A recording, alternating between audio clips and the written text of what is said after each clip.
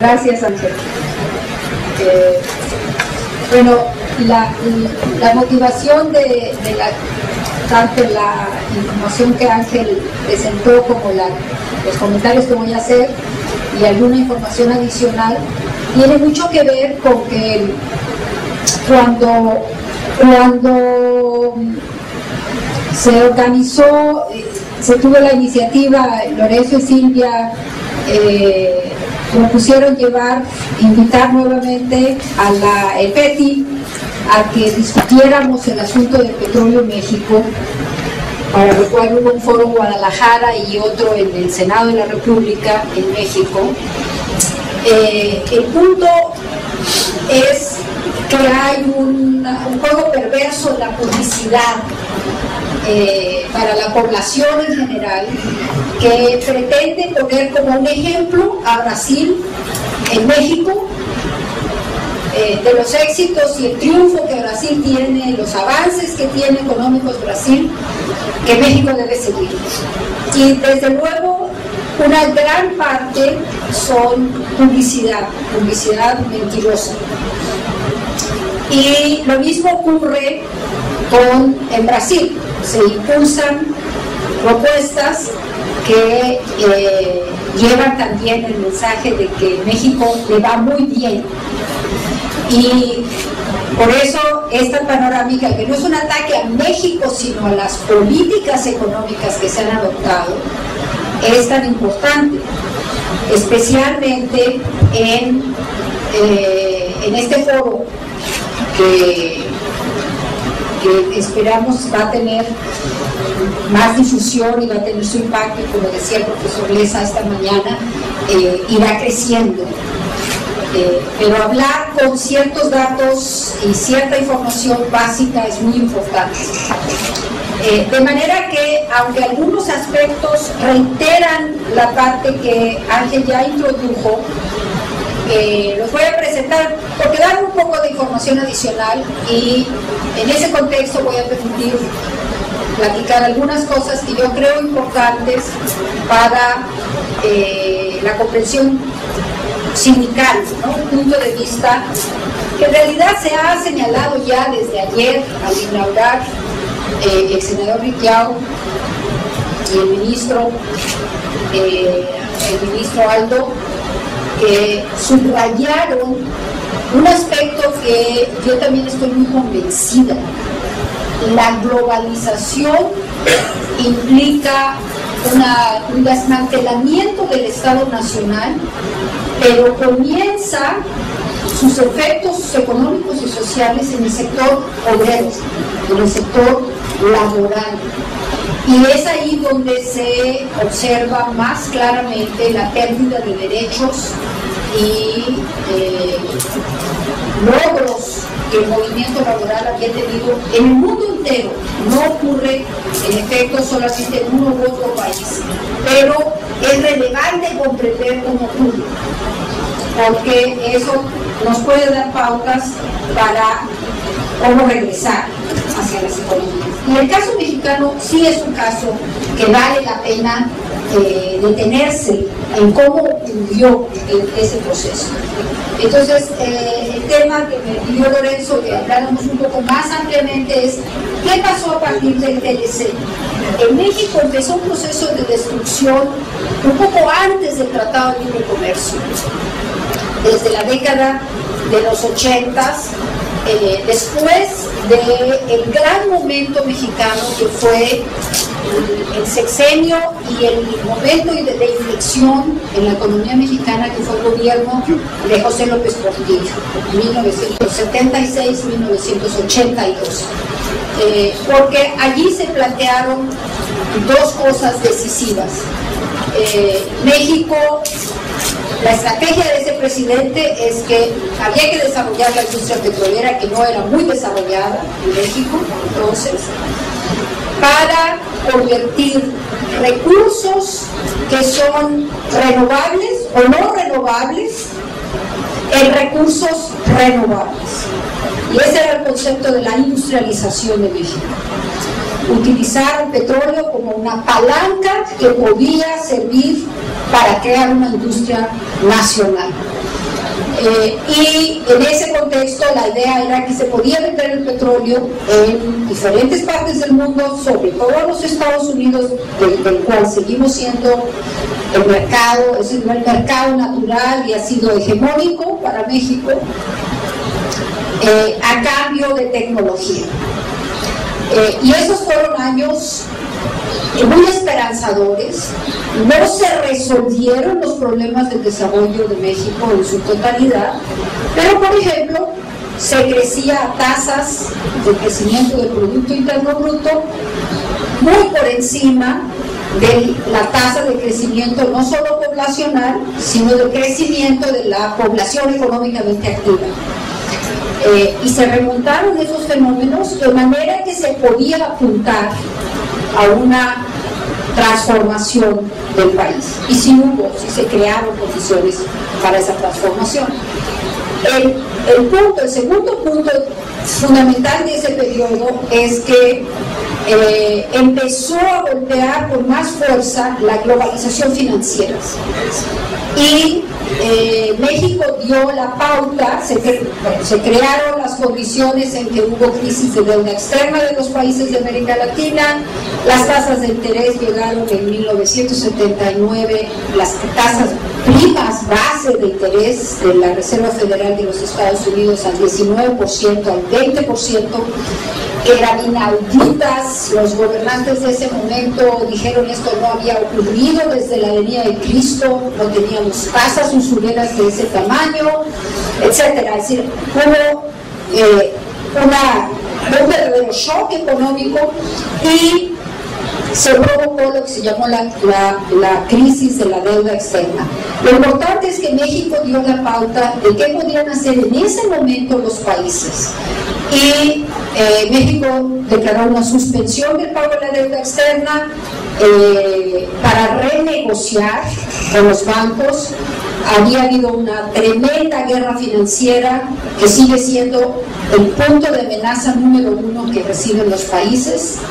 No hay mucha tolerancia de independencia de los países porque siempre puede ocurrir esto que ocurrió en México y también en otros países. Pero eso provocó que el gobierno de López Portillo confrontara al sistema y al poder financiero internacional. Los términos que usó el presidente en ese entonces, para mí todavía así como muy cercanos, porque lo teníamos muy cerca, éramos buenos amigos de la presidencia en ese momento, es al diablo con los filisteos, los bancos, ¿no?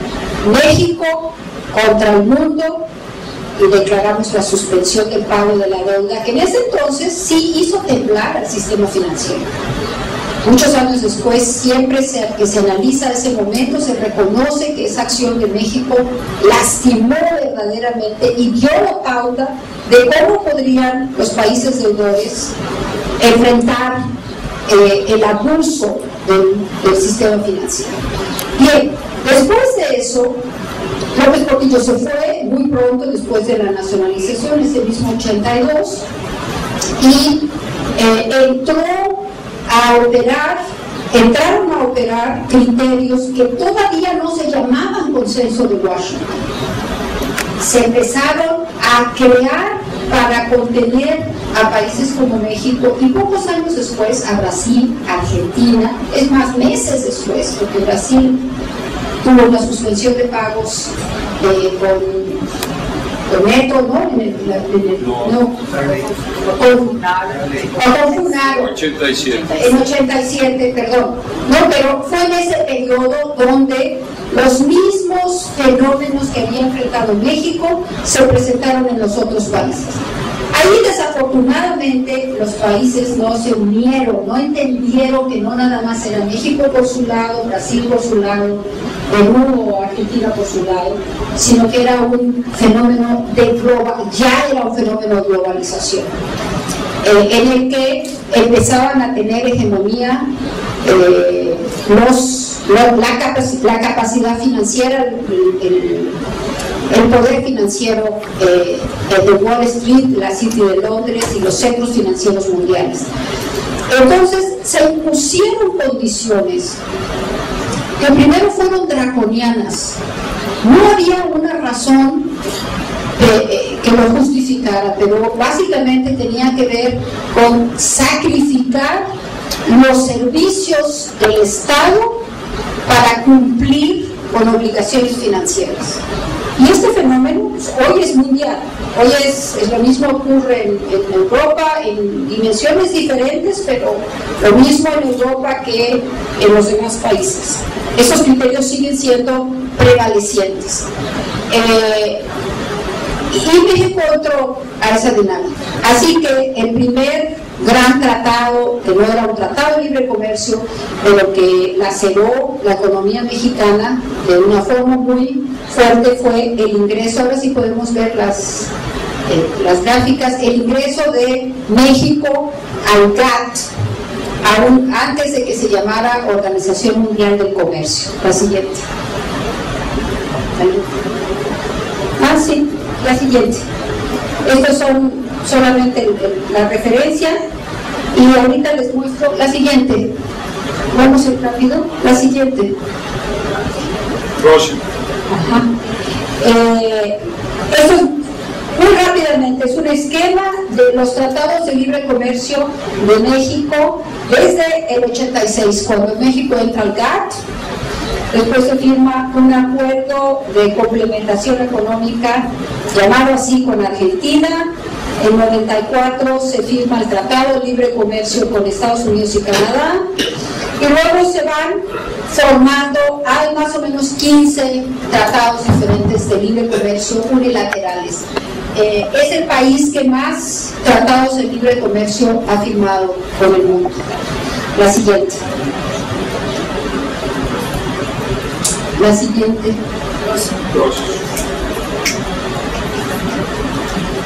Bueno, este es el área que se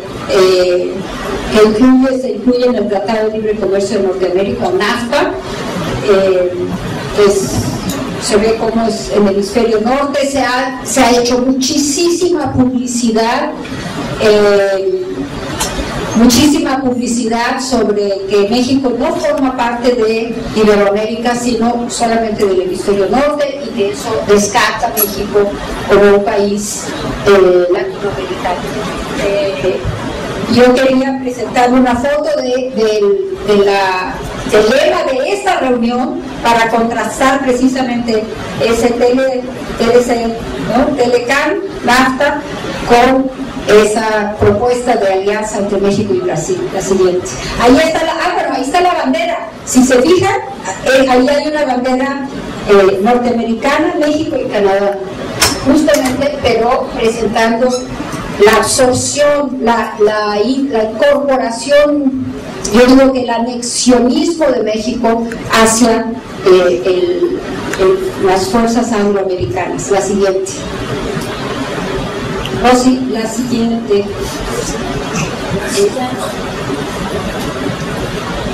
Bueno, no me voy a detener mucho en este cuadro, solamente para mostrar que, de acuerdo con la academia, ¿no?, se pueden tener áreas de libre comercio, puede haber una unión aduanera, puede haber un mercado común, una unión económica y una integración económica completa. En el caso de México es evidente que lo que se pretendía era un área de libre comercio sin responsabilidades de las consecuencias que tiene la unión entre dos áreas o dos países que son altamente desiguales en todo, cultural, pero económicamente, no hay ninguna duda. La siguiente.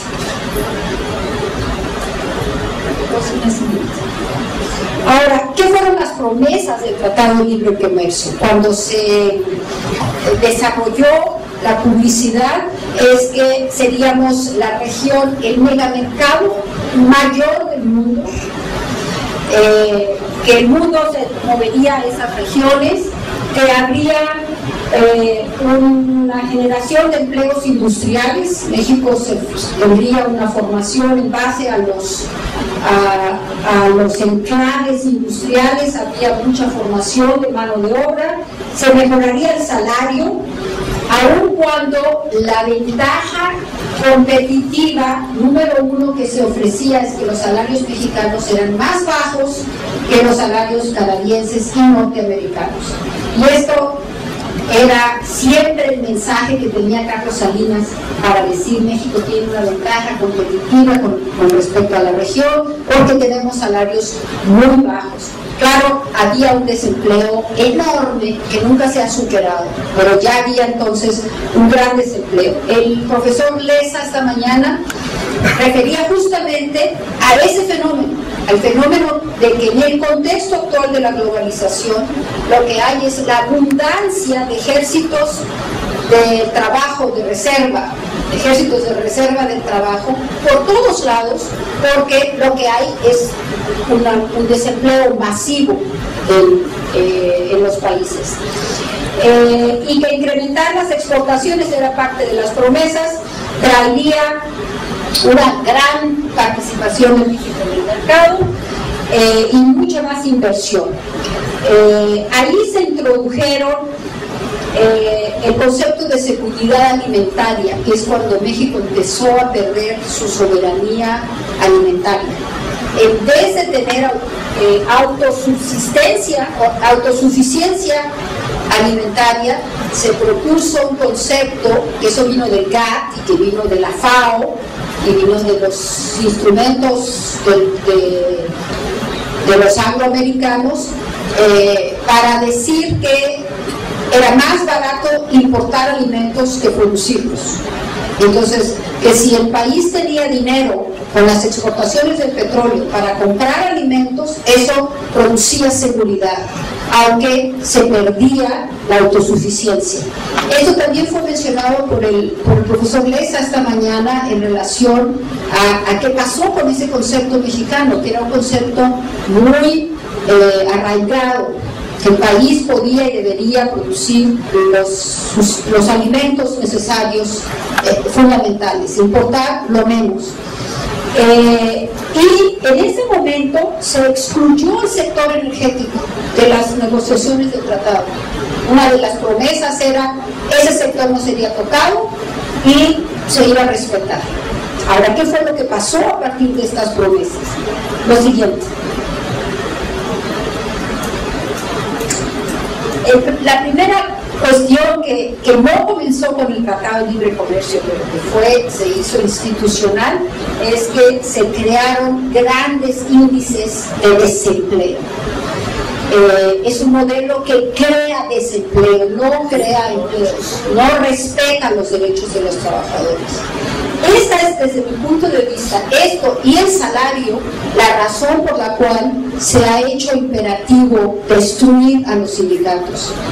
Se ha satanizado, lo decía ayer Antonio en su intervención, hay una satanización. Desde luego que hay muchísimos líderes que se corrompieron en el camino, pero se está tirando al niño con el agua donde se le bañó, ¿no? o con la bañera, porque con los sindicatos simplemente ya no se quiere sentarse a negociar con ellos. Entonces, y esa es desde el punto de vista la razón, ¿no? En los años de 83 a 88, en esos 5 años, es cuando termina el gobierno de López Portillo hasta que termina el gobierno de Miguel de la Madrid, se crearon un promedio de empleos de 109,000, aunque la demanda de empleo crecía en casi 1 millón. Es decir, la población económicamente activa crece en México por más de 1 millón cada año. Pero solo se crearon en ese momento 509,000. Al cabo de los 5 años, de 83 a 88, se habían creado 5.3 millones de desempleados, porque algo pasa con esos. que no entraron. Y allí empezó la dinámica de la gran emigración de mexicanos hacia los Estados Unidos, pero no solo. Y se fue creando una economía informal que hoy abarca el 60% de la economía nacional, que no entra en sindicatos, que no entra en seguridad social, que no entra en impuestos, que simplemente no está en la economía. Hacia el 89 al 2003, en 14 años, se crearon 9.6 millones de nuevos desempleados. Es decir, se creó solamente 506,000 contra 1.100.000 de PEA, que es población económicamente activa, entonces se crearon 9.6 millones. Y finalmente, en los últimos años, del 2004 al 2010, el promedio de creación anual fueron 153,000. Estos fueron los años dorados de los gobiernos panistas, que eran más papistas que el Papa, el neoliberalismo. Fueron muy atacados porque son conservadores. Yo creo que se les atacó no por el lado, por lo que verdaderamente había que atacarlos, ¿no? Se les atacó por el lado de la ideología y allí la PEA se aumentó en estos años de 1.3. Así que el aumento de la población económicamente activa siguió como consecuencia del boom de los 60s y los 70s, del boom poblacional, pero el número de desocupados creció a un ritmo mucho mayor. La siguiente. En estos años, el promedio de mexicanos que emigraron del país rebasaron los 600,000, más de 500,000 de mexicanos cada año, que son nuevos migrantes, no los migrantes históricos que siempre han ido a los Estados Unidos en los programas de trabajo de campo, sino de migrantes. La característica más reciente es que se fueron los estudiantes. 7 de cada 10 doctorados se van del país. Los profesionistas. Ya no eran solamente los hijos de los campesinos y los campesinos que iban a trabajar a los campos y a las plantaciones, sino a los ingenieros, los doctores, los arquitectos, toda aquella mano de obra especializada que al país le costó y que es arrancada hacia afuera porque dentro del país eso no tiene perspectiva. Alguien ya mostraba más o menos en los últimos años el promedio de crecimiento, pero en la década desde el 2000 y aún antes, el promedio general de crecimiento de México no rebasa el 2.1% en 30 años. Eso no puede ser un éxito económico. Eso no es más que un desastre, porque está totalmente por debajo de los niveles de crecimiento de la población y de lo que exige la estabilidad económica del país. Entonces, aunque ha habido esos altibajos que también son signos de enfermedad, porque en el 2000 hubo una caída de casi 1%, no se creció casi nada en el 2002, después se subió un poco la tasa de crecimiento, lo cual no quería decir que se había recuperado, para volver a caer en el 2009, que se justifica porque era la economía, ¿no? La crisis internacional, la crisis hipotecaria en los Estados Unidos, los efectos mundiales, etcétera, etcétera. Antes de esto, México había tenido la peor caída en el 95, y el presidente en el 2004 decía, es que no nos hemos recuperado del 95. Y en parte tenía razón, pero lo enfermo, lo patológico es que se repite las mismas mismas políticas que crearon la crisis. Entonces hay una retroalimentación de la crisis. Y esto es lo que más asusta cuando se oye al actual gobierno decir: necesitamos nuevas reformas. Todo el problema es que no hemos terminado con las reformas estructurales. Y eso augura una tragedia nacional mucho más grande. La siguiente.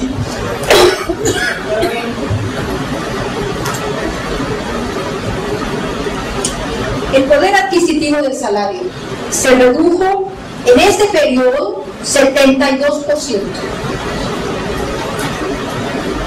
Todo el sector laboral es mucho más pobre, porque aunque aquí hay dos fenómenos simultáneos, hay una disminución absoluta de lo que perciben los trabajadores y hay una pérdida de la capacidad adquisitiva de ese salario. Entonces hay un doble factor por el cual el megamercado del PDC no podía tener vida, porque implicaba eliminar del mercado a millones y millones de consumidores, porque los criterios eran mantener la ventaja competitiva de tener bajos salarios. Ahora, en el contexto en el que se discutió el TLC, este es un dato que debería servir para el llamado de la unidad que decía el senador Riquia ayer, la unidad de todos los trabajadores del mundo unidos, ¿no? Es una convocatoria socialista vieja, ¿no? Y es que Milton Friedman, el arquitecto del monetarismo de la Escuela de Chicago, decía que el TLC no era para aumentar los salarios de los mexicanos, que el objetivo era reducir los salarios de los americanos. Y eso es la importancia o el papel que tiene el ejército de reserva, que estaba mencionando el profesor Leza esta mañana.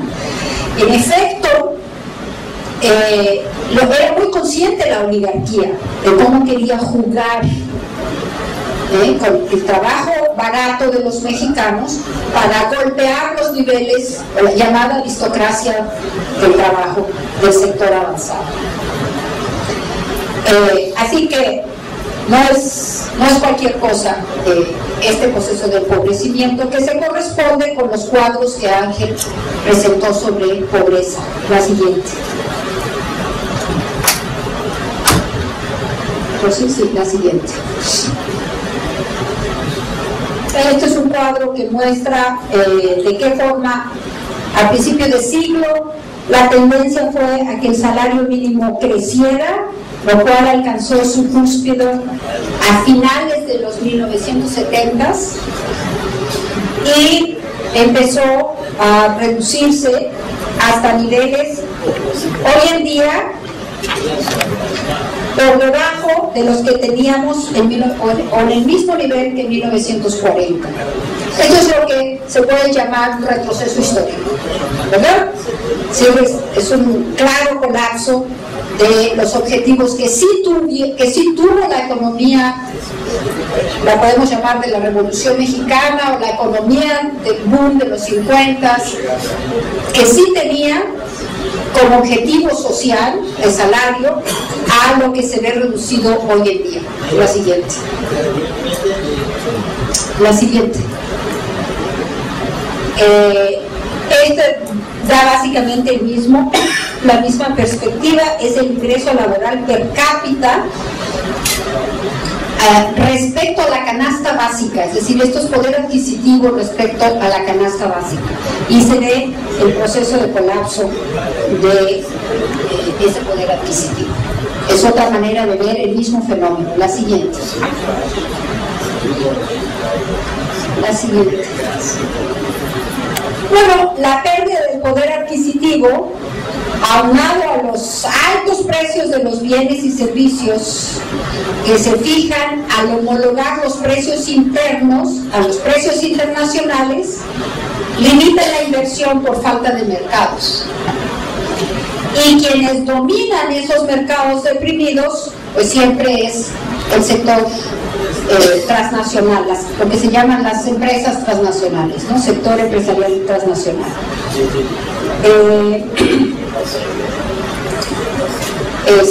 Bueno, esto se traduce en una mayor demanda de bienes y servicios importados y no de los nacionales. Lo que quiero nada más señalar aquí es, esta dinámica hace que desaparezca la industria nacional.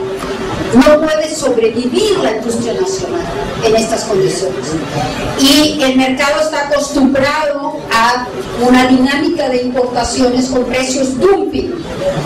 No obstante que el salario se fija a niveles de la economía nacional, los precios de los servicios se fijan a precios internacionales, pero los mexicanos no ganan en dólares, no ganan en yens, no ganan en marcos alemanes, así que las gasolinas están por encima con frecuencia de la gasolina en los Estados Unidos, las tarifas telefónicas, las tarifas de electricidad, las tarifas del agua, están todas por encima de la capacidad adquisitiva. Entonces hay una dinámica perniciosa, perversa, de empobrecimiento permanente que no solo afecta al sector laboral, sino también al sector empresarial. El sector empresarial nacional es tan maltratado y tan vilipendiado por la situación como lo es el del trabajador. Es muy importante entender cómo se da esa dinámica. La siguiente. México, me tengo que apurar. Muy bien. Tengo 2 minutos. Voy a ocupar un poquito más. México no tiene una economía de exportación. Esa es la otra gran mentira, ¿no? Íbamos a ser un país exportador. México, si dejamos fuera el petróleo y se deja fuera la reexportación, que es la industria maquiladora que importa los insumos de productos que se van a construir en México y se les da un valor añadido porque la mano de obra es mexicana. Si se descartan esos, no solamente somos deficitarios, sino somos absolutamente deficitarios. El ingrediente importado de todo lo que se produce en México es más de 60%. Y desde luego no hay cadenas productivas integradas. Eso desapareció. La siguiente.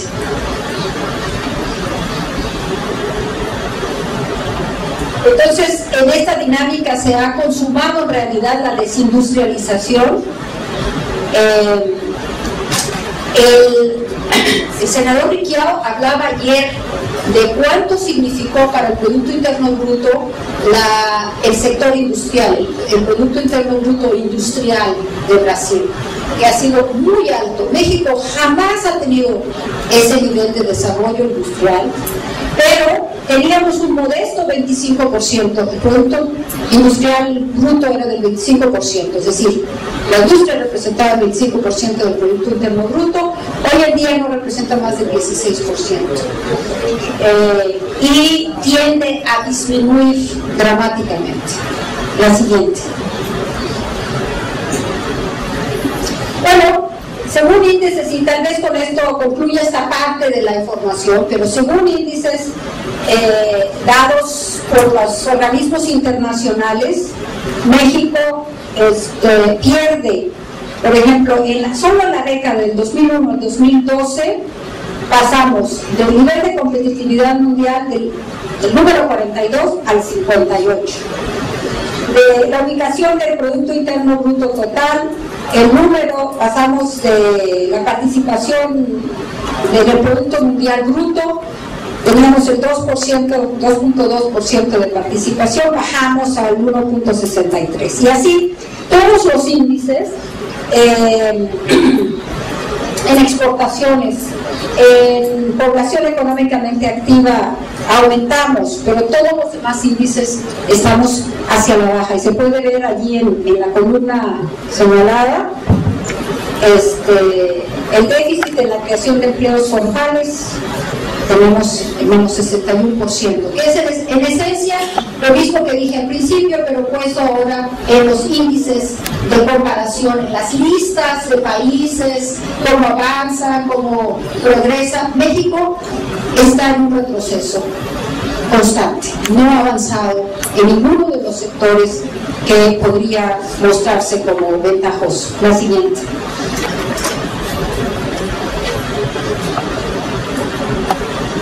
Aquí tenemos básicamente la misma información para quien pueda y quiera consultarlo después. Ahí están, esos son cuadros elaborados por un economista mexicano con información de todos estos organismos internacionales. La siguiente.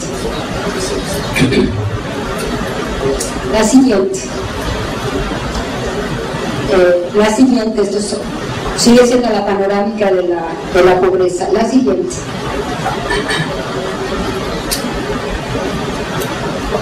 La siguiente, esto trata sobre la distribución del ingreso. Estas son las 3 diferentes categorías de pobreza. Ángel desarrolló ya varios elementos en ese sentido, pero muestra, si solamente se ven los montos, la dinámica de crecimiento de millones de pobres, ¿no?, que se van incorporando. Sobre todo ahora crece porque muchos están regresando de los Estados Unidos.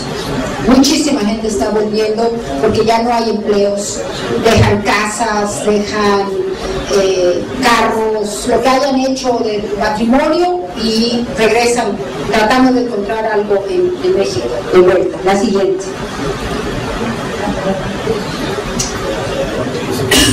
La siguiente. La siguiente.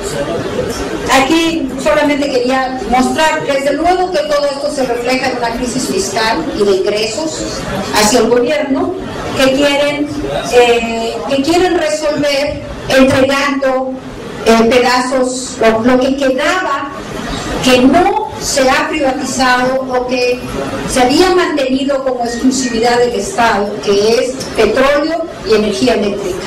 Hoy en día, lo único que le queda a México para no desprenderse, ¿no?, en esta dinámica voraz de la usura, es la industria petrolera y la industria eléctrica. Y eso está hoy en día en el gran debate nacional. Esperamos que el intercambio y la alianza entre México y Brasil, que sí ha tenido un efecto, tuvo un efecto enorme en el 2008, cuando por primera vez fue la EPETI, se lograron cosas importantes como parte del efecto de llevar información verídica de Brasil a México, y esperamos que también tenga esa repercusión viceversa, ¿no?, que sea recíproco. Pero en el momento actual, el presidente de la República mandó una iniciativa que propone reformar el 27 y el 28 constitucionales, que son los 2 artículos que establecen que el petróleo es un recurso estratégico del país, que Pemex no es un monopolio cualquiera como el monopolio público, y que es exclusividad del Estado el desarrollo de la exploración, explotación y exportación del petróleo. Ya tiene años que la petroquímica no es exclusiva del Estado, se consideraba la petroquímica básica exclusiva del Estado, ya tiene muchos años que eso no es así, eso se soltó y ahora se pretende entregar directamente. Y eso sí está provocando una indignación nacional. Eso sí tiene a los mexicanos, y Ángel estaba mencionando cuántos mexicanos consideran que se requieren esas reformas estructurales. No es un clamor nacional, es una mayoría de mexicanos que se oponen a eso, pero el Congreso está controlado y corrompido, con excepción de una pequeña minoría que se opone y que desde ahí está, ¿no?, haciendo una resistencia. Desafortunadamente, el país es tan débil en sus instituciones y su estado económico que verdaderamente se acerca una tremenda tragedia nacional. Desde mi punto de vista, hay que dar la batalla hasta el último instante, con el principio que Juárez decía: si nos derrotan en batalla, que nuestros hijos tengan la autoridad moral y la herencia de poder reclamar, de poder dar marcha atrás a esas medidas. Finalmente, la siguiente y última, subrayar que lo que se requiere, la siguiente, bueno, había simplemente puesto, no se necesitan cambios constitucionales, se requieren cambios de criterios de política económica, y en eso creo que debemos abundar en todo lo que podemos hacer para lograrlo. Muchas gracias.